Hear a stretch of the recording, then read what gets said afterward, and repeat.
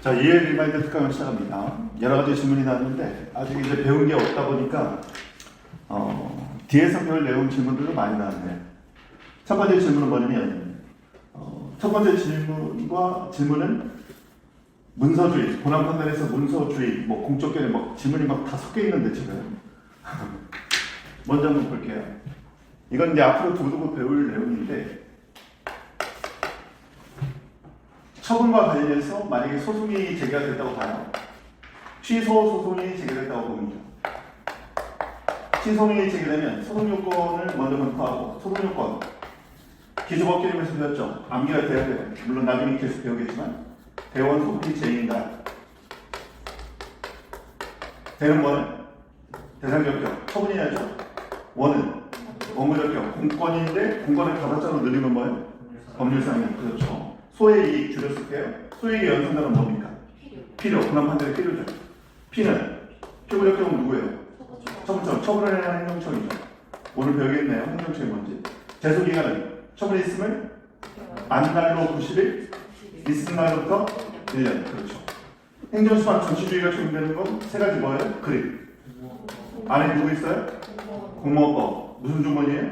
국세기본법. 어디를 가져요? 도로교통법. 세 개가 있다. 재판관은 어디에? 행정법원. 행정법원 어디만 있다? 서울행정법원밖에 없어요. 보통 그래서 하는 서울행법 이렇게 나오죠. 지방은 지방본원 합의부. 그냥 우리가 지방본원이라고 쓰면 돼요. 지방법원은요, 본원도 있고 지원이 있어. 지원이 있고 그 안에 본원이 있어. 뭐 시험하는 건 별로 상관없어서 그런데 우리가 3심제라고 하잖아요.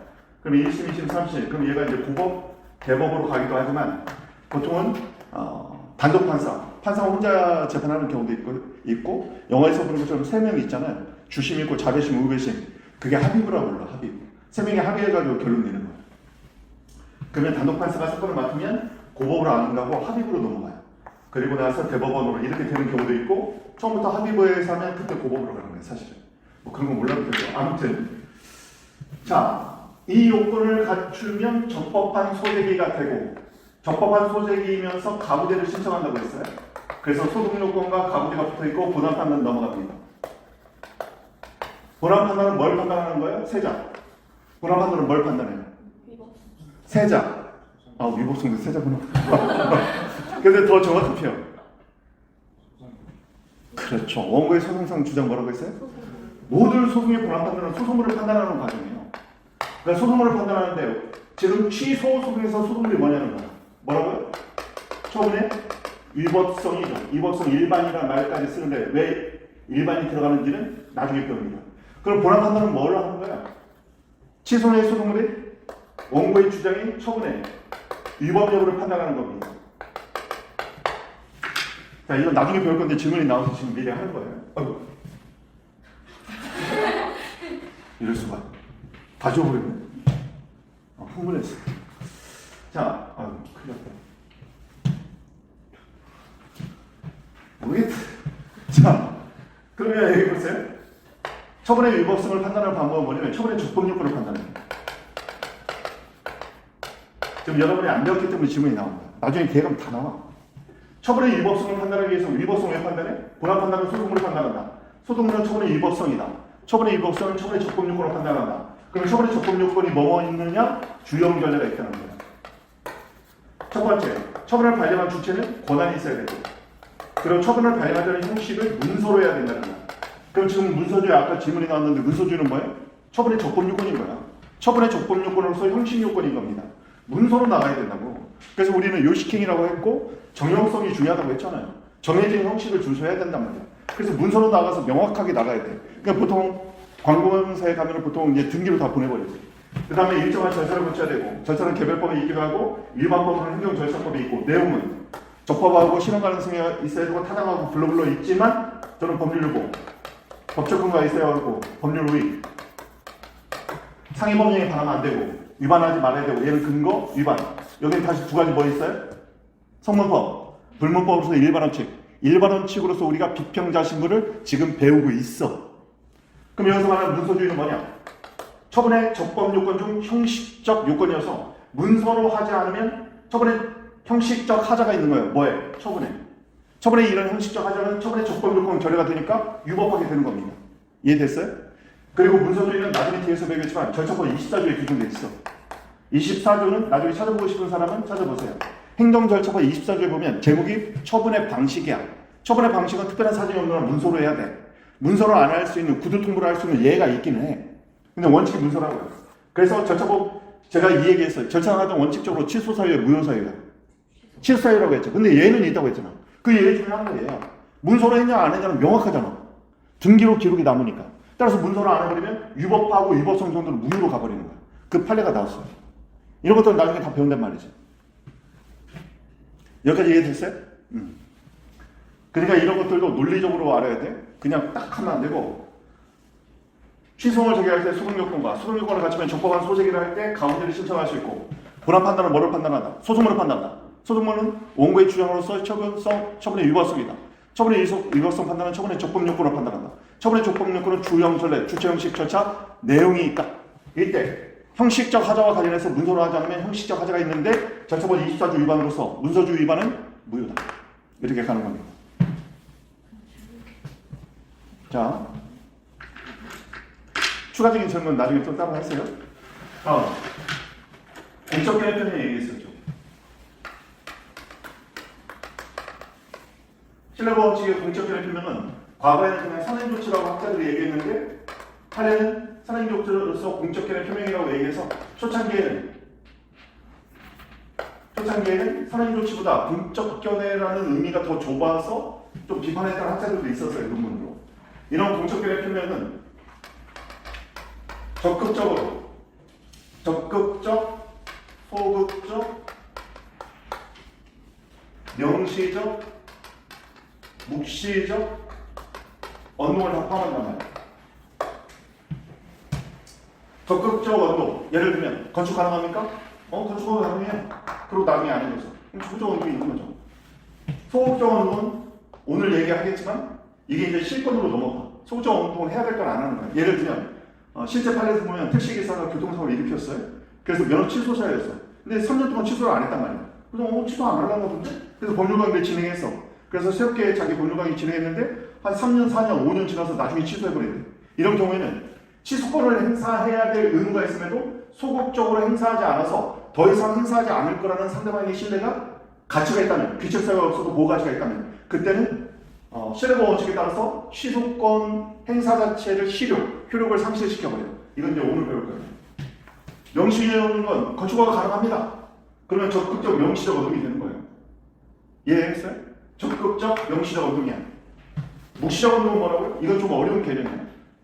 의사표시를 함축하고 있는 특별한 사정이 있는 경우야. 의사표시를 함축하고 있는 특별한 사정이 있는 경우인데 묵시적 언동은 나중에 강론에서 공물법에서 해요. 공물법에서. 법학 용어로서 묵시적 언동이란 말은 여러분이 확 와닿지 않을 거예요. 어떤 의사표시를 함축하고 있는 그런 경우입니다. 예를 들어볼게요. 묵시적 언동에 해당되는 예를 하나 들어볼 텐데 실제 판례 사안인데 저는 여러분들은 잘 이해할 거라고 봐. 기대를 적어주지 마세요. 자, 사립학교나 공립학교에 이번에 결혼이 생겨가지고 이런 경우에 티오를 맞추기 위해서 임시이사를 선임했어요.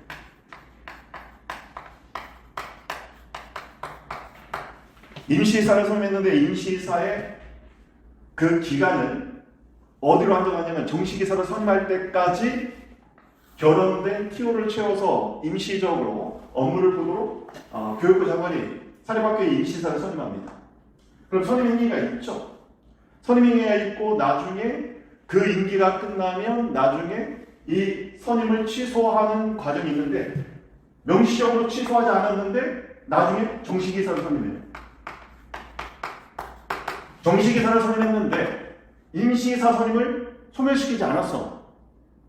그냥 정식이사 선임만 했어. 그런데 임시이사 선임 당시에 조건이 뭐였어요?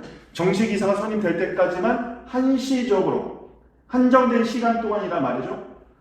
이런 말은 아니지 사실. 그러니까 선생님이 얘기할 때 당연한 얘기를 왜 얘기하냐 하면 여러분 그냥 들으셔야 돼요. 왜냐면 선생님이 당연하다고 생각해서 말 안 했는데 여러분들이 모르는 게 있는 걸 나중에 알게 돼가지고 혹시 이건 아나 모르나 다 물어볼 수가 없어서 그냥 다 풀어주는 거야. 법학을 배우면 공탁 이런 거 너무 당연한 얘기해서 공탁을 하고 그런데 합격해서 지금 나가 있는 제자가 나중에 선생님 근데 공탁이 뭐예요? 그래서 이거 모르는데 내가 설명 안 했구나. 너무 당연하게 느껴져요. 그래서 자꾸 얘기하는 거예요. 그래서 왜냐면 여러분은 그런 걸 나중에 많이 느낄 거예요. 실무에 나가면 우리는 일상적으로 쓰는데 일반인들은 안 쓰는 용어들이 많단 말이에요. 한시법 이런 게 한정적 시간 동안 유효한 법을 한시법이라고 그래요. 그래서 임시사선임을 할 당시에 정식이사가 선임돼서 TO가 채워지기 전까지 한시적으로 업무를 부여했는데 임시사선임을 하고 나중에 임시사선임을 취소한 다음에 정식이사를 선임해야 되는데 취소를 안 했네? 안 하고 정식이사 선임해서 그러면 이럴 때 뭐라고 하느냐? 임시이사 선임을 취소한 묵시적 의사표시가 있다고 표현하는 거예요. 무슨 말인지 알겠어요? 서로 양립될 수 없는 어떤 처분을 해버리면 묵시적으로 취소 또는 철회한 걸로 봐줄 수 있다는 거예요. 그럴 때 쓰는 용어예요.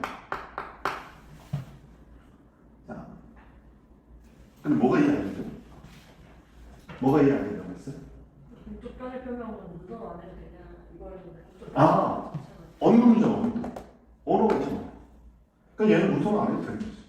문서로 안 되는 경우는 더 많겠죠. 물론 문서로 확실히 받으면 좋겠지. 문서로 확실히 받으면 좋겠지만 보통 우리가 사례에서 나오는 공적결의 표명 같은 경우는 문서가 아닌 경우가 대부분일 거야. 문서로 정식으로 요청해도 상관은 없겠지만 문서로 요청하면 이게 확인이 될 수가 있어. 어쨌든 언문이니까 언어가 있잖아. 그러니까 당연히 여기는 문서 주시면 안 되는 거지. 공적결의 표명은 여러분 왜 그 질문을 한 줄 알겠네. 아까 문서주의 같은 경우는 얘는 지금 처분의 적법 요건이에요. 처분. 그런데 실내법 원칙은 물론 시험에서 대부분 처분만 나오지만 실내법 원칙은 처분 이외에 모든 행정 작용과 관련된 다 적용되는 원칙이야. 우리가 지금 행정법에 일반 원칙을 배우잖아요. 여러분 일반 원칙이라는 단어가 뭐예요? 일반은 제가 올이라고 해요. 그래서 포괄적, 개괄적 이런 말을 쓰는데 일반 원칙은 행정법의 모든 분야에 적용된다는 말이에요. 근데 여러분이 우리 시험에는 처분이 많이 나오지만 행정 작용 중에 처분은 극히 일부야. 왜냐면 행정행위 처분이라는 건 여러분이 할 수 있는 행정작용 중에 가장 강력한 애야. 그러니까 국민의 권익을 침해할 수 있기 때문에 판고소명의 대상이 되는 거지만 실무에서는 사실은 이런 게 훨씬 더 많아요. 처분이라는 건 가장 복권적으로 이루어지는 가장 권력적인 속성을 갖고 있는 행위야. 그러니까 그것이 국민의 기본권을 침해할 여지가 많으니까 시험에서는 처분 위주로 나오는 거지. 행정범죄는 사실은 훨씬 더 많아.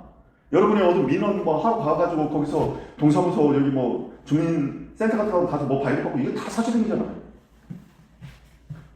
자, 그 정도 하면 되겠고 그리고 나중에 보면 알겠지만 이 공적결의 표명은 굉장히 포괄적인 개념이에요. 아까 누가 확약을 물어봤는데 확약이라는 건 나중에 뒤에서 봐요. 확실한 약속이야. 확실한 약속. 뭐에 대한? 처분에 대한 확실한 약속이야. 근데 공적결의 표명은 대상이 처분에 한정되어 있지 않아요. 무슨 말인지 알겠죠? 보상을 약속할 수도 있는 거야. 보상 약속했는데 보상 안 해줘. 그럼 실내법 원칙 위반을 주장할 수 있다고. 세월호라든가 아니면 이태원 참사 같은 경우는 제가 아는 분 때문에 이소로 합창단을 가봤더니 그 이태원 참사 유족들 그 영상을 봤는데 되게 마음이 아프더라고. 보니까 놀러 갔다 죽었다는 오명을 써가지고 세월호하고는 또 달라. 세월호 유족들이 많이 위로를 해주고 있는데 아니 놀러 갔다 죽은 거 아니야? 이게 사람들에서 왜 이렇게 따뜻한 시선이 없는지 모르겠어요. 이 사회는 다들 막 성나 있어가지고 뭔가 누군가를 공격해야 자기 성남이 화가 나 있는 상태 같아. 그래가지고 유족들이 하소연도 못하더라고. 보니까 그냥 놀러가서 죽었다 이런 2차 가해 이런 것 때문에. 그러다 보니까 나중에 보니까 국가가 잘못한 게 상당히 많았거든. 사실 그 당시에 이제 우리 배우겠지만 거기 도로 질서 유지 같은 거 못한 게 이게 다 행정 실패예요. 경찰들이 하는 게 이게 경찰 행정이거든. 경비 업무에서 문제점이 생겼단 말이야. 그리고 애들이 신고까지 했는데 제대로 관리를 못한 거기 때문에 이거 국가배상 대상이야. 근데 국가배상으로 끝날 문제가 아닌데 그런 경우에는 보상을 해주기 위해서 법을 이런 걸 제정해주겠다고 약속을 했는데 약속 안 지켰거든. 세월호 때도 그랬고. 그럴 때 이제 실내법원칙 위반을 주장할 수 있게 되는 거예요. 그렇기 때문에 이 공적결의 표명에는 확약도 들어갈 뿐더러 이 공적결의 표명은 행정 법규명령이나 행정규칙 같은 거 제정하는 거 법령 제정도 공적결의 표명이 들어갈 수 있어요. 그래서 아까 누가 물어봤어? 국법의 존속에 대한 신뢰 같은 경우는 어떤 법률을 믿고 내가 법률 관계를 진행했어.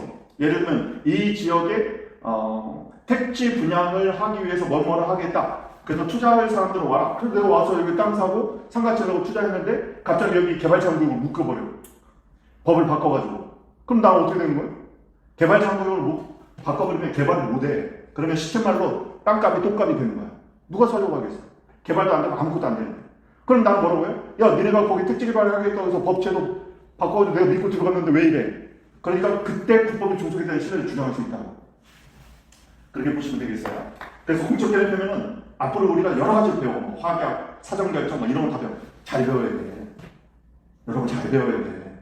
선생님 제 중에 국토부에 있는 제자가 있는데 KTX나 이런 것처럼 GTX인가? 그거 노선에서 여러분들 하는 게 그거야.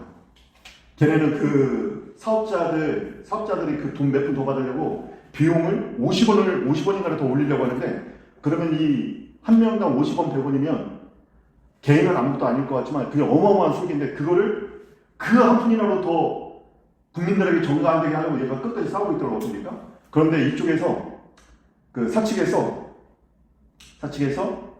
국장 출신의 고위 공무원을 영입해가지고 컨설팅을 시킨 거야. 근데 이 사람이 딱 와서 얘한테 뭐라고 했냐면, 문제가 있으면 이것만 먼저 사전결정 내려주세요.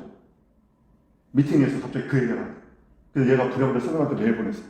그리고 이거 대비니까 선생님 공개하지 말아주세요. 그래서 그때 GTX 관련된 노선이랑 쭉 해가지고 여기 이 구간 이렇게 지금 계획이 이렇게 나왔는데, 갑자기 사전결정을 얘기하는데 저희 어떻게 대응해야 돼요?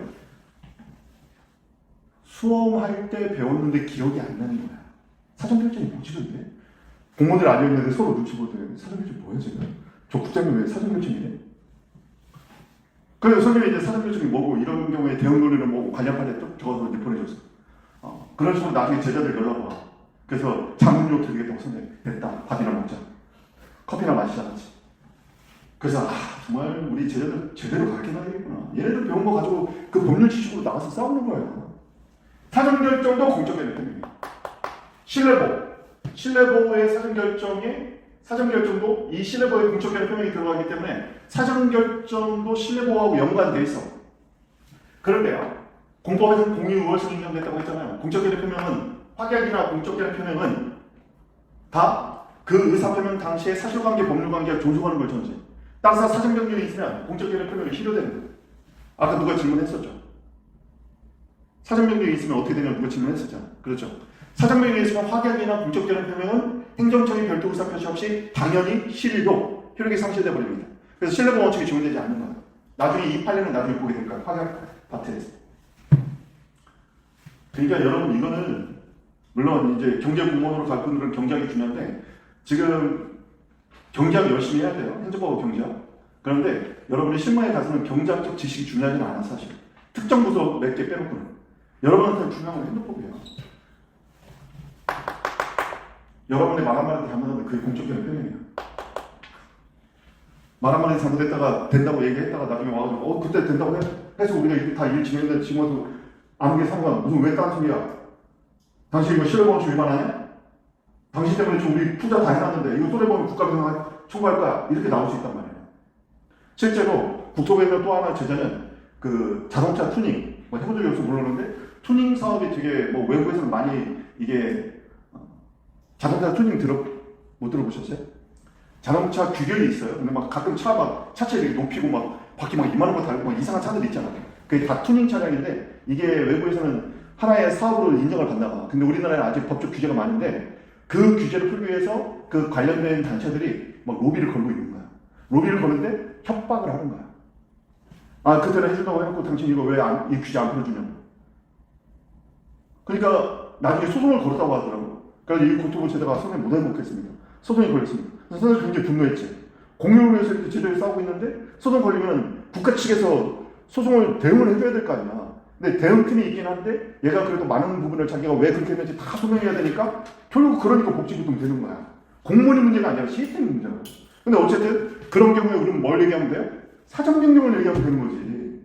처음에는 그것을 적극적으로 검토해 봤으나 그래서 가능하다면 해주려고 했으나 이런 사정에 따라서 아직은 시기상조다. 이걸 얘기하면 되는 거예요. 그러니까 잘 배워야 되는 거예요. 거기서 같이 머뭇거리고 그때 제가 잘못 알아서 그럼 내 책임이잖아. 그때는 가능성을 충분히 보고 타진을 했으나 여러 가지 유관 기관과의 협의를 거쳐서 본 바 이러이러한 사실로 그것이 할 수 없다는 그런 사전변경 사유가 있어서 아직은 시기상조로 보나 차후에 이런 문제에 관해서는 적극적 검토를 하기로 저희가 내부적으로 방침을 정했으니 차후에 이 문제와 관련해서는 그쪽에서는 이런 부분을 좀 더 개선해서 다시 한번 의견을 개진해 주시기 바랍니다. 딱 여주를 주면 우리가 뭔가 해야 되는데 그럼 그냥 갈 거 아니야. 그런 게 능력인 거야. 그냥 잘못했습니다. 잘못했다고 말하지 마세요. 상대하는 사람들한테. 왜냐면 꼬투리 잡아가지고 물고 늘어지려고 하는 사람들이 있어, 세상에. 특히 공무원들의 약점을 노리는 사람들이 있단 말이야. 공무원의 약점을 안 잡히면 어떻게 돼요? 능력이 있어야 돼. 법률적 지식이 있어야 되는 거고. 안 그러면 자기가 말 한마디 잘하면 국적대로 하면 신뢰도에 묶여버려요. 그러니까 여러분 잘 배워야 돼요. 여러분이 행동을 최고 전문가가 돼야 돼. 무슨 말인지 알겠죠? 그래서 답안지를 보면 우리 행시는 답안지가 제일 좋아. 다음.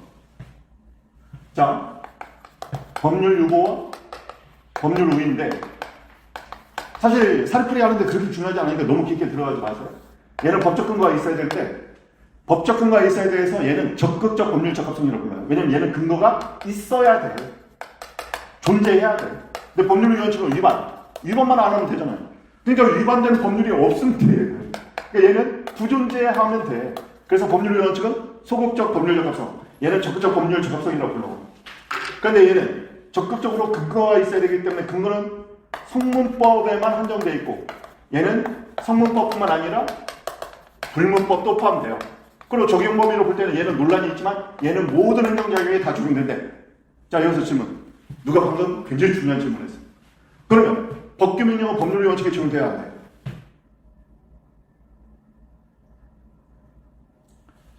신념을 가지고 얘기해.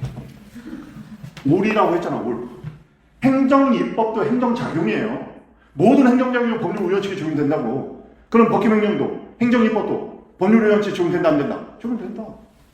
그러면 법규명령의 법률 원칙을 위반하면 무효다. 질서에 있을 수 있어요, 없어요? 없다. 왜? 공정력이 없으니까. 다음 질문. 공법상 계약은 법률 원칙에 적용돼야 안 돼요? 이 단어가 그렇게 이해가 안 돼?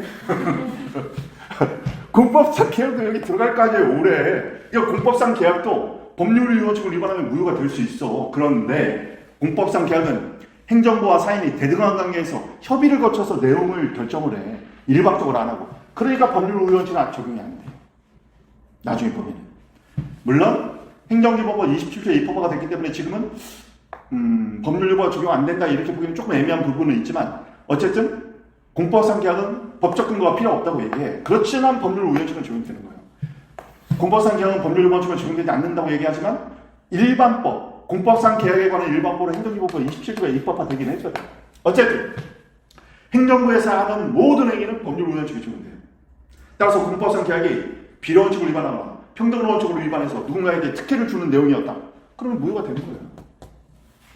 실무에 나가보면요. 공법상 계약이 굉장히 많이 에너지 재생 관련해서도 실제로 신재생 에너지 관련해서 여러 가지 공법상 계약이 체결이 돼 있어. 근데 거기서 알지 모르게 특혜를 주는 경우가 많거든. 그게 지금 굉장히 논란이 돼. 그래서 최근에 윤석열 정부가 들어왔을 때 문재인 정부 때 그 태양광 그 들쑤시기 버리면 태양광 그것이 신재생에너지 뭐 이런 쪽 사업이었단 말이에요.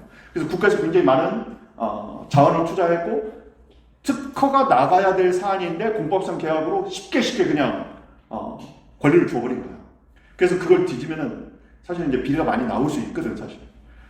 왜냐면 그 당시에는 신재생에너지를 빨리 키워야 되기 때문에 엄격한 형식인 특허 처분이 아닌 공법상 계약으로 많이 뺐어요. 근데 그 당시에는 그럴 수밖에 없는 또 시대적 상황이 있어. 왜냐면 이거 머뭇머뭇 해버리다가 이거 중국이 다 먹혀버리겠는데 실제로 풍력이라든가 이런 건 중국이 다 쓸어버렸거든. 태양광 패널도 중국에서 막 값싼 소재로 해서 거의 쓸어버리니까 우리나라도 빨리 이거 대응하려고 키워야 되면 조금 특혜를 주더라도 빨리 산업 경쟁력을 키워서 중국에 완전히 잠식되지 않게 만들어야 된다. 그래서 막 투자를 해줬어. 근데 이걸 만약에 엄격한 법적 제도로 들이대버리면 그 안에 막 특혜 시비, 비리 뭐 이런 것들이 막 섞여 있겠죠.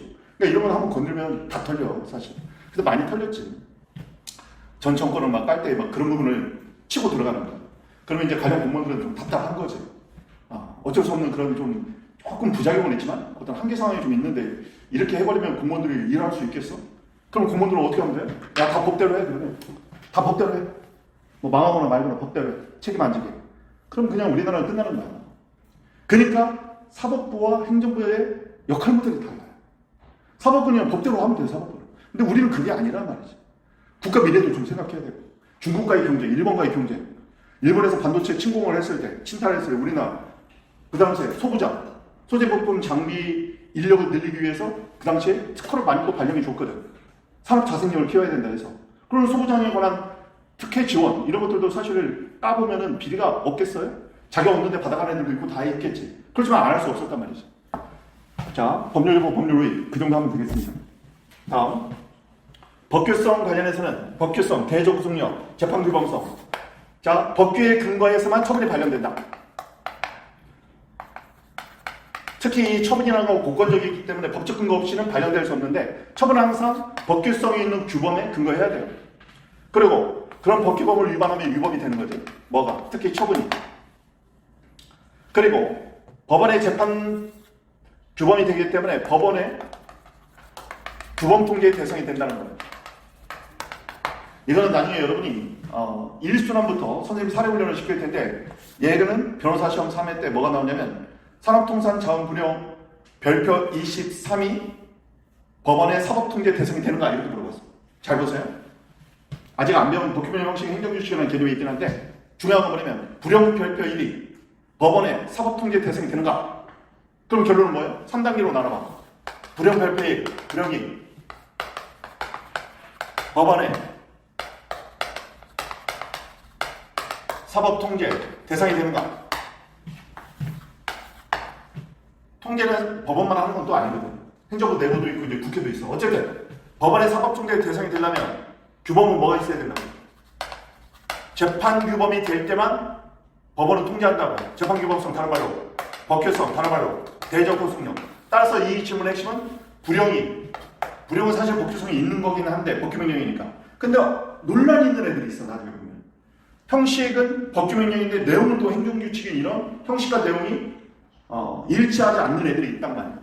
따라서 얘는 불용이 대적구속력이 있는지가 쟁점이에요. 이런 건 나중에 1순환부터 풀어볼 거예요. 공적견해 표명은 법령도 포함된다.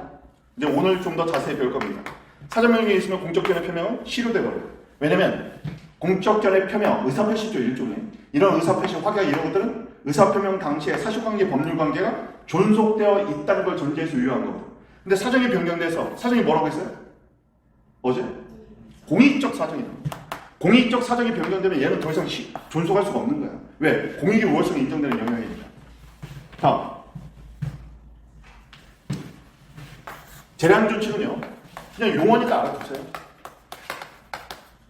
재량명령에서 내부적 사무처리 준칙. 준칙이란 말을 써. 준칙이란 말이면 준수해야 될 규칙 이렇게 이해하면 돼. 준수해야 될 규칙이야. 그걸 그냥 준칙 이렇게 쓴단 말이야. 재량명령에서 내부적 사무처리 준칙. 준수해야 될 규칙이란 말이야. 그래서 이꼴 행정규칙인데 이것도 뒤에서 나오겠지만 행정규칙에 여러 가지 종류가 있어요.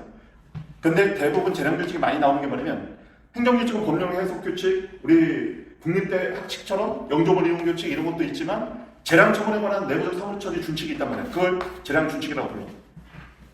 그런데 재량준칙은 대외적 구속력 없지만 내부적 사무처리 준칙, 준수해야 될 규칙이야. 누가 준수해야 돼? 처무청이나 담당 공무원이. 근데 만약에 처무청 담당 공무원이 준수해야 될 내부적 규칙인데 얘를 안 따라서 그럼 징계 책임에 징계 회부돼 버려요. 나중에 징계 책임을 져야 된다고. 그러니까 재량준칙이 한번 나오면요, 여러분은 신문에 나오면 법률은 몰라도 오히려 법률은 몰라도 야 예규에 뭐라고 했어? 예규대로 하라고 이런 말 들을 거란 말이야. 야 상급 관청에서 내려온 지침 뭐라고 돼 있는데 오히려요. 실무에 있는 사람들은 예규나 지침 이런 걸 더 중요시해요. 오히려 들어가 보면. 그래서 오히려 예규나 지침은 하는데 법령을 몰라.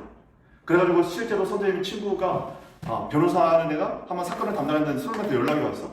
그래서 연락이 와가지고 야 동훈아 이번에 사건 하나 맡았는데 좀 기묘하다. 그래서 뭐가? 그랬더니 이 공무원이 시행령 대통령령을 적용을 했는데 문제는 뭐냐면 이 시행령이요 법률에 위반돼 있더래.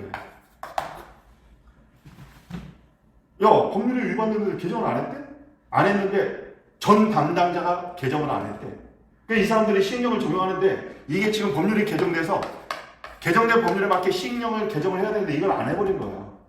그래서 위법한 시행령을 적용해버렸네? 이 사람이? 적용했다고 해서 이게 나중에 상대방이 알아가지고 난리를 쳐버리는데 이 사람이 징계에 회부돼버렸어. 징계위원회에 딱 올라가 버렸어. 그래서 이 사람이 이제 조력을 받기 위해서 변호사 선임을 해놓은 거야. 이거 어떻게 되냐? 참 이런 일이 있기 힘든데 법률 공부를 안 해. 시행령 그 안에 있는 자기들 예규 이런 것만 봤던 거예요, 맨날. 그래서 이제 이런 경우에는 나중에 그렇게 얘기했죠. 아, 간단하다. 공무원은 위헌심사권이 없다. 나중에 배워요. 위헌심사권은 각급 법원과 헌법재판소만 갖고 있어. 공무원은 1번 위헌심사권이 없다. 2번 그럼에도 불구하고 공행정 업무를 계속해야 될 의무가 있다. 따라서 이 공무원이 잘못된 법을 적용했지만 이 시행령 자체가 적법 유효할 것을 믿은 이 사람의 귀책 사유를 인정할 수 없다. 고의나 중대한 과실을 인정할 수 없다. 이걸로 판별해요.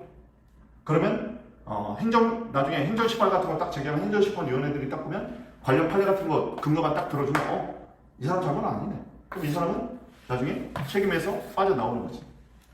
법률 지식으로 싸우는 거예요. 공무원은 위헌심사권이 없다. 그리고 시행령에 대한 이 사람의 적법 유효할 거에 대한 기대는 귀책 사유가 없다. 따라서 징계 대상이 되지 않는다. 3단계로 딱 써서 보내버리면 더 이상 말도 필요 없어요.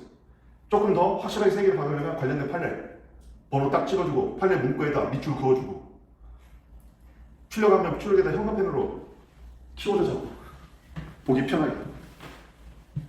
다음 이 질문은 나중에 이제 강의 시간에 좀 해야 되는데 이런 질문이 나왔어요. 법치주의, 법적 안정성, 법적 정의. 법적 정의 중에서 나중에 한 번 정도 써드릴 건데 사회적 정의를 공의라고 부르는 거예요, 사실. 그러면 개인적 정의, 사회계적. 문제는 뭐냐면 법치주의 이 도표는요, 이게 조울이야 이게. 그래서 형량한다는 말이 그래서 나오는 거예요. 조울에 올린다는 말이에요. 그리고 득혜열심이 갖고 있는 그 대법원 앞에 있는 그 득혜열심 동상에 저울 들고 있는 게 이 저울이야, 이 저울. 근데 여러분이 여기서 알아야 될 건 뭐냐면 입체적인 걸 평면화시킨 거예요. 2차원으로 만들어 놓은 거예요. 공익과 사익은 여기만 있겠어요? 당연히 여기도 공익과 사익이 있겠지. 예를 들면 법적 안정성, 법률대로 하면 공익이잖아. 그렇지만 누군가에게 처분이 발령돼서 내가 그걸 믿었어. 그러면 믿은 대로 해주는 거. 그게 사익이기 때문에 법적 안정성에서 사익과 관련되게 신뢰보는 거야. 공적결의 표명대로 하는 게 법적 안정성인 거죠. 왜냐면 네가 그렇게 한다고 해서 내가 믿고 법률관계를 진행했다는 거야. 그 신뢰를 보호해주는 거. 그게 어떻게 보면 과거에 형성된 법률관계를 그대로 존속하는 게 법적 안정성이죠. 그러니까 여기서 지금 질문은 이거였어. 정의는 이제 판례가 많이 쓰는 내용. 법적 정의는 국민의 권리구제. 권리구제 또는 권리구제라고 써도 돼요. 권리구제에 대한 재판 청구권리에서 나온다. 권리구제, 그러면 사익인데 사익을 보호하면 신뢰인 또 사익이니까 신뢰보호를 여기다 써야 되는 거 아니냐, 이렇게 생각하지 말라고. 입체적인 거라고, 입체적인 거. 그러면 오늘 강의할 내용이었는데 오늘 강의할 때 다시 한번 써드리겠지만,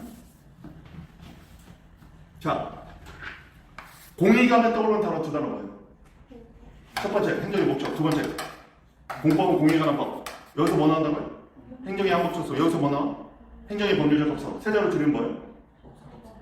합법성이라고 쓰라고 했죠. 적법성도 맞긴 한데 합법성이라고 쓰라고 했잖아. 행정의 법률적 법성. 법적 안정성에서 뭐 나온다고요? 신뢰보호. 자, 오늘 다시 한번 하겠지만 신뢰보호 원칙과 합법성 원칙의 충돌. 결론이 뭐예요? 판례?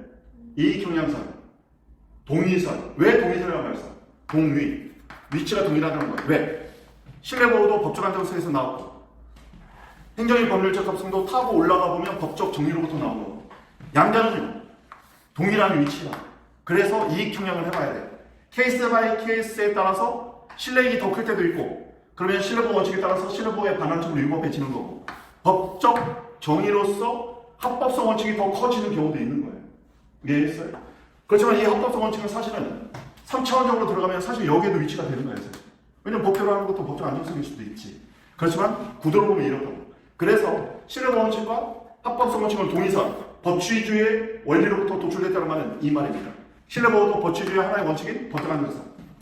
그다음 합법성 원칙도 결국 법률 적합성은 결국 사회적 정의인 공익에 부합하는 것도 법적 정의 문제가 된다는 거예요. 법적 정의에서의 정의, 개인적 정의가 사회. 그 다음에 사회적 정의가 공익, 개인적 정의가 사회. 이해하셔야겠습니다. 법치주의의 수단적 가치를 갖는 제도가 뭐예요? 여기가 권력입니다.